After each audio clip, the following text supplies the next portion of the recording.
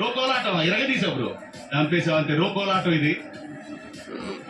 Champions, Indian team champions వీళ్ళు. 2007 నుంచి రోహిత్ శర్మ ఆడుతున్నాడు. 2 సంవత్సరాల తర్వాత విరాట్ కోహ్లీ టీమ్ లోకి వచ్చాడు.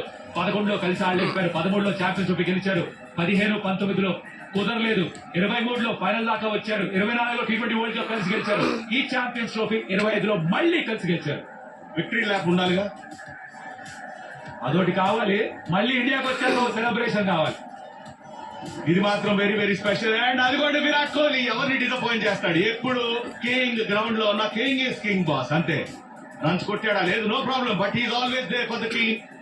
అండ్ ఈ ఛాంపియన్స్ ట్రోఫీ తనకి ఎప్పటికీ కూడా చాలా చాలా స్పెషల్ ఛాంపియన్స్ ట్రోఫీ అవుతుంది.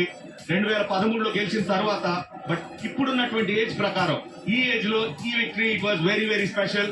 అండ్ ఐసీసీ చైర్మన్ జైషా కూడా అక్కడ చాలా హ్యాపీ ఉన్నారు, ఎందుకంటే ఈజ్ ఇండియన్ అఫ్ కోర్స్. తీసుకొస్తాం మీ దగ్గర, తీసుకొస్తాం. కంగారు పడకండి, ఏం మాట్లాడుతున్నాడో విందాం, తీసుకొస్తాం మీ దగ్గర.